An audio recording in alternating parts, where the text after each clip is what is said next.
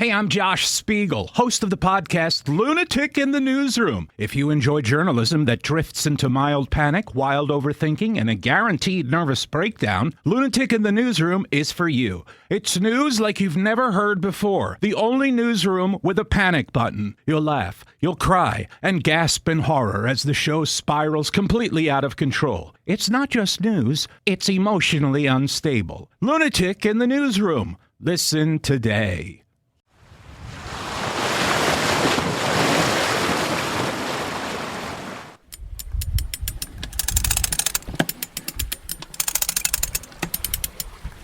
More sail, cried the Sparrow.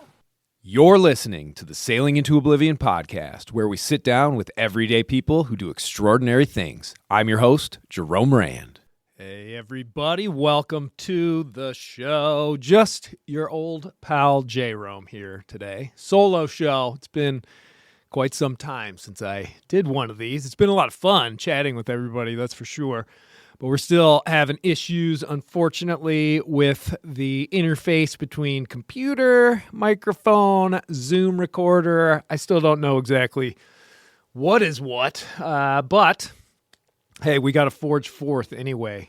That's, excuse me, the way it has to be. So we're just going to talk a little bit about buying and selling boats and all that sort of stuff. It's been real interesting over the past few weeks. Been in talks with a ton of people about them trying to find boats and the right boats and whether or not coaching is going to be right for them and everything. It's really been pretty interesting, and it's been nice to at least, have some emails and stuff like that to do to keep one busy up here in the wintertime, because, boy, I'll tell you what, cabin fever is starting to set in, and I've got one more week, and then I fly back down to Sparrow, the Sunshine State down there in Florida, and going to be able to get back out on the water, stretch the old keel a little bit, as they say. But I want to do a shout-out to my man Joseph, who picked up something off the old Amazon wish list, which is hopefully going to help all of this. It's one of those fancy new microphones, next level, next generation. We are having a little trouble with the shipping right now, but hey, we're going to sort that out, I'm sure. But yeah, man, above and beyond, to say the least. Holy smokes. Really, that's exceptional, and I really do appreciate it because, sometimes podcasts like these, they need your help, they need your support, and, like I always say, if you want to help support this show, check out the links in the description, and you can follow any of those.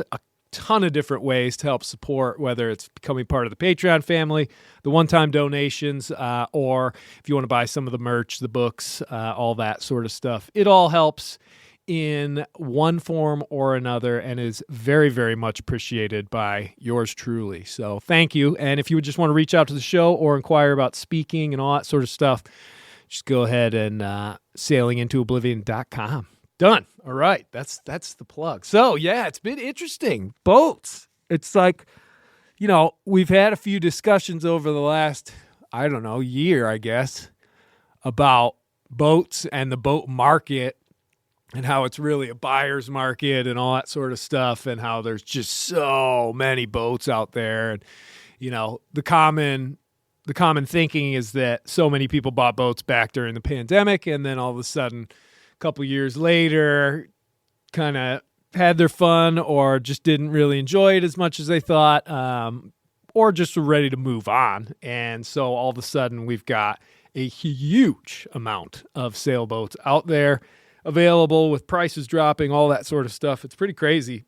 But it seems like the next wave of soon-to-be adventurers, cruisers, and sailors has arrived, because I'm getting email after email of people who just want a little bit of advice, mostly having to do with West Sails. That is the area of expertise I can confidently say that I have. I wouldn't, if somebody was like, hey, I've got this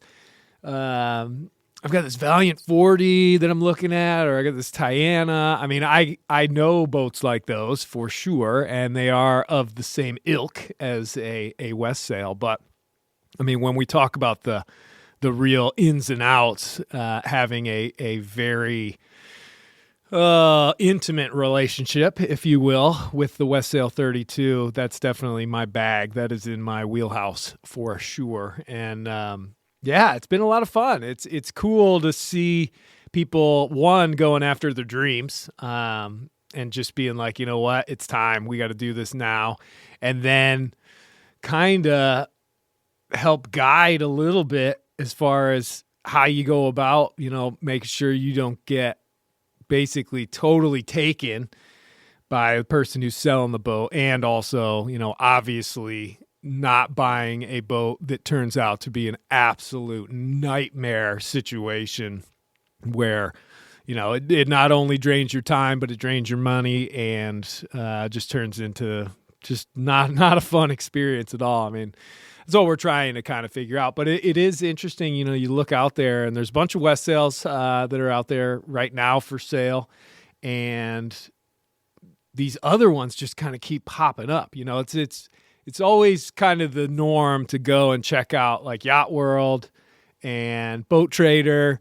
What's the other one? I think a lot of these things are going up on like Facebook too. I'm not really sure. But it's one of those things where those are the norms, but there's a bunch of outliers out there. And if you're willing to kind of peel through the internet and get off of those pages, you can actually find, I think, some of the best deals. I mean, I think about when I found Sparrow. Sparrow wasn't listed on any of the big sites. And I had looked and been scouring for so long, constantly checking. And at that time, back in 2015, 2016, there were 2 pages on Yacht World of different West Sail 32s. Now, some of them were in like Malaysia, Guatemala, Canada, all these other places. So those were a bit off of my radar, but there were just an absolute plethora of them, and all different sizes, or all different setups. As you know, a lot of West Sails are kit boats, so they get finished outside of the factory by the owners, and then there were the factory finished ones. And I still don't really know where Sparrow lies in that, because Sparrow was wrecked in a hurricane back in the 90s in Florida. She got sunk in a river and got a hole punched through the side, all that sort of stuff. And I don't know which storm it was, but I know it was in the 90s. And yeah, pretty crazy, or early 2000s, I should say.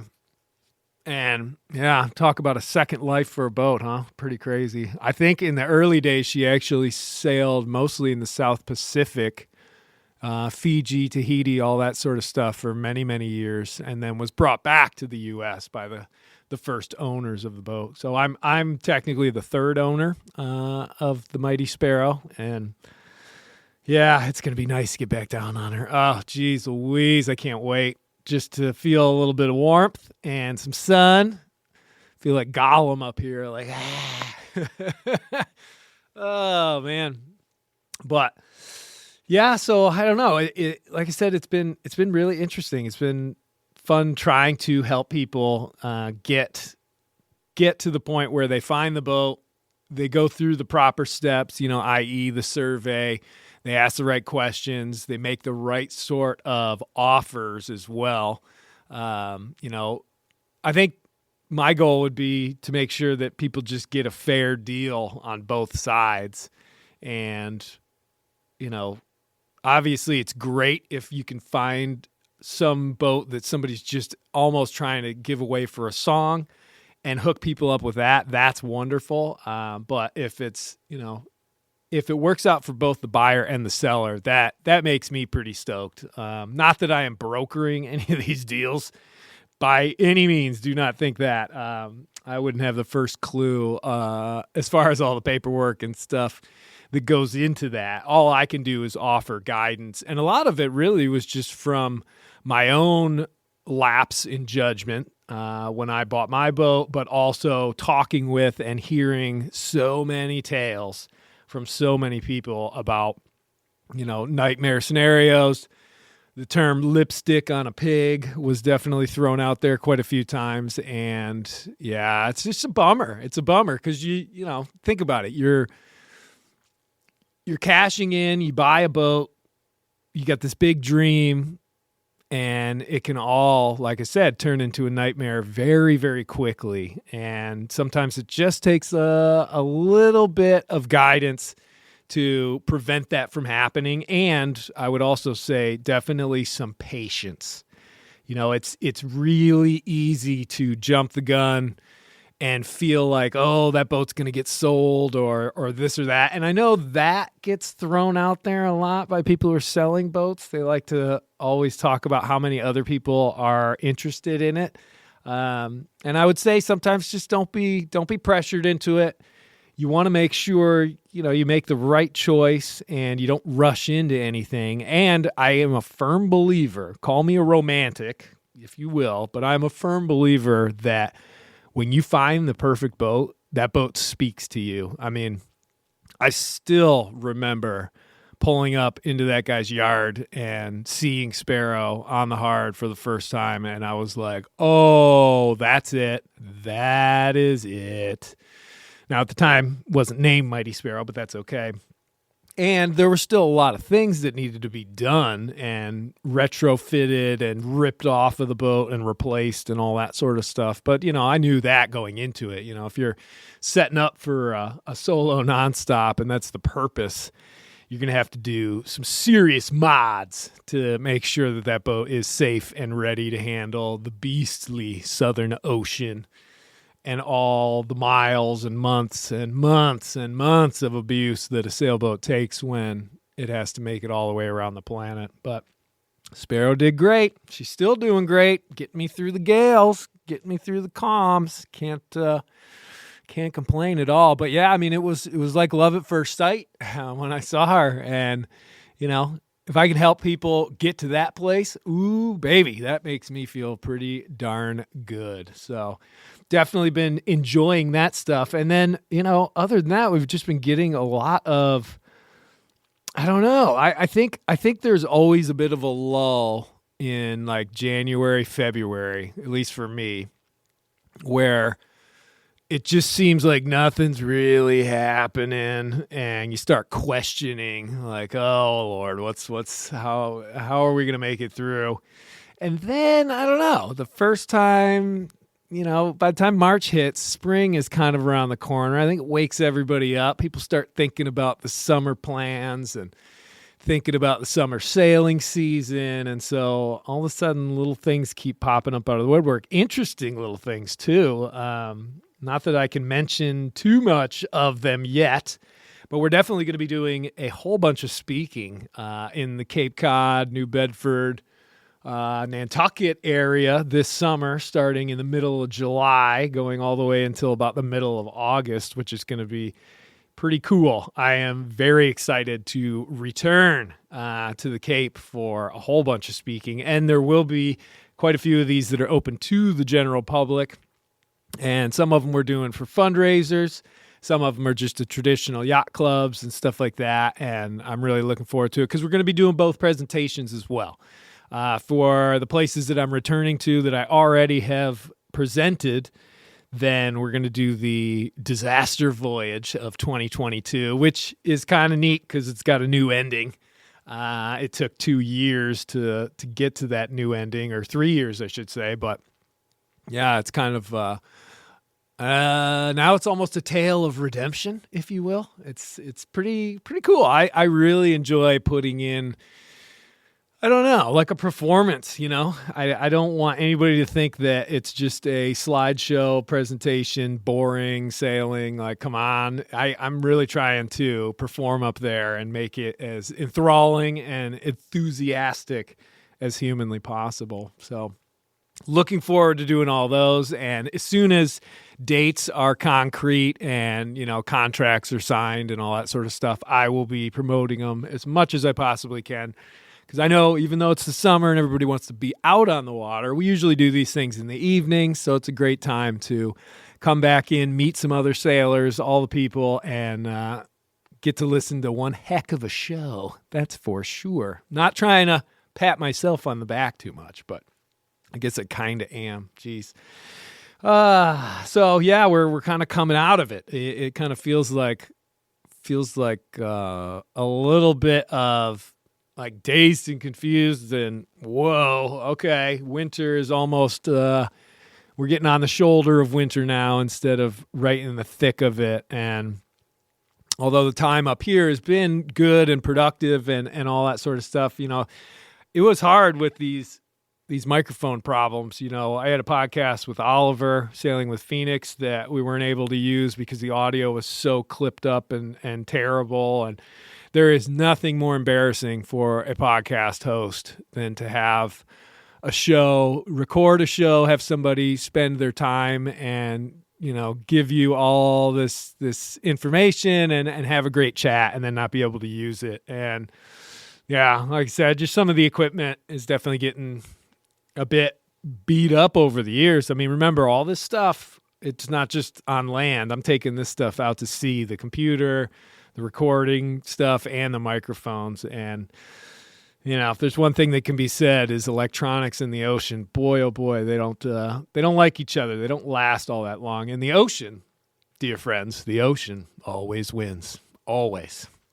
So, yeah, the ups and downs, but you got to just strive through it, push through it, do all that sort of stuff, try and do the things that we can do, move forward, and just kind of keep the nose to the grindstone, if you will. And yeah, we've definitely been trying to do that. And yeah, within a week, I'll be back down on the boat, hopefully getting some more podcast action. So right now, unfortunately, we have to do any podcasts have to be basically in person or they're just going to be solo shows. I do have one already lined up for when I get back down there. A really, really fun, it's going to be an interesting chat for sure. I don't want to spoil it, but it should be really, really good. And then hopefully some out at sea stuff. We're going to try and do a couple rips up and down the coast a little bit, depending on what the weather does. And yeah, in the past, it was always just jet offshore, go for like 4, 5, 6 days, turn south, go through the Bahamas, cut back and do, a nice little 1,500 mile rip. Well, I think this year we're going to try and do north to south stuff where, maybe we sail all the way up to like Charleston and dock up there for a night or two and then sail back down. So I don't know. It might be kind of interesting. I haven't really posted much on social media or anything like that for a while just because I'm not on the boat and, I don't have this huge backlog of content and stuff. Plus I like to keep this stuff kind of fresh, but I think those could be kind of interesting little videos and hot takes, I guess, if you will, on some short hops with some destination sailing and hopefully with a few crew members along the way, which would be pretty neat. Always a nice little change, especially when it's just like a 2 or 3 day sail. That can be really enjoyable. You get some good food, cooking, all that sort of stuff. You get to sort of share the experience, but it's not so long that you're testing each other's ability to stay cordial and enjoy your time, because it's a small boat, 32 feet, and especially because I've had so much experience on it by myself, it's always going to be very hard to invite people aboard Sparrow just for a long voyage. I don't know if I could, I get that question a lot is, would you ever do a big trip like an ocean crossing with somebody on Sparrow? And honestly, I think the answer is just probably no. Just because if you're looking at like a 30-day trip, so let's say I was going to try and do Florida out to the Azores and, maybe to the Med or the Canaries or something like that. I don't know. It's a long, long time and it's such a small boat and it just, believe it or not, I get more sleep and I kind of am just enjoying those long passages more when it's just me and I'm on my own time frame, and it's not just, I got to be alone. I hate people. It's more of the fact that I can sleep when I want to sleep or when the ocean will let me. And when I'm not sleeping, there's nobody else asleep, so I can be jamming tunes. I mean, I love listening to music at pretty loud volumes out there. And yeah, it's just one of those things where I really like the independence of just you can do whatever you want because it's just you. Now, it does present other challenges as well. And when the weather gets bad and all that sort of stuff, you're sort of stuck and there's no relief crew. But, you know, at the same time, it's just what I'm used to as well. So I don't know. I'm just a solo sailor through and through. But I do like to share the experience when I possibly can.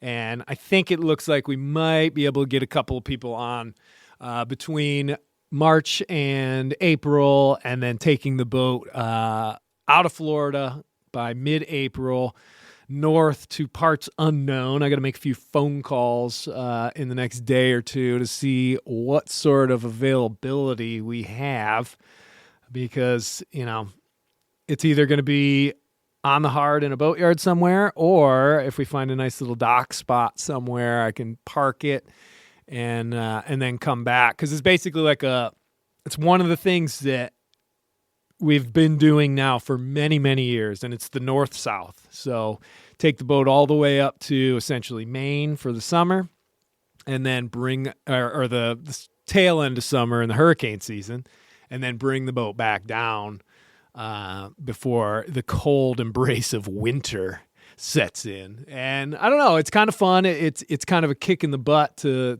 constantly keep the boat in, not only in running order, but good running order, because sometimes that fall sail gets a little sassy, if you know what I mean. But it is one of those things where you can't really get out of it. I know I did for about 2 years when after the 2022 trip, I just hauled the boat out and left it in North Carolina. But it's one of those where even though I was making constant pilgrimages back and doing big projects like ripping the last of the teak decking off of the cockpit and glassing it and, you know, doing some other big stuff, when a boat sits in a boatyard, it's aging so quickly, so quickly. The boats need to be used, and when they don't get used, man, oh man, it shows really, really fast. There's one real sad incident. I remember coming back down there, and I don't know if it was like the shade of a tree or something like that, but Sparrow had like green growth on the side of the doghouse, and I was like, oh no, it's so sad.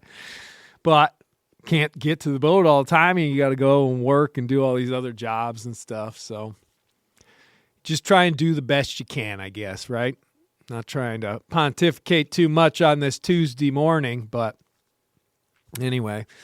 Yeah, so essentially that's kind of all I wanted to do, is a quick little check-in, talk about how things are going, what's what, get in the old weekly cast. You know, it's definitely not a write-off show. Like, I don't want anybody feeling like, hey, you know, he's not really talking about much. But if you've listened to the show for any amount of time, you know that my solo shows are just me and usually just rambling on, talking about what the heck's going on in my brain and the plans with the boat and all that sort of stuff. So hopefully you enjoyed it. And yeah, we're gonna kick it into gear once we get back to the boat. I am gonna try, because we might have some clear skies for the next couple of days, which would be really cool, because I don't know if anybody's aware, but this morning there was the total lunar eclipse. Unfortunately, though we had, I don't know, hazy skies last night, you could still see the full moon. But by the time morning came, all clouded up, and I even set an alarm to like get up and keep checking and make sure, because I haven't seen a lunar eclipse since,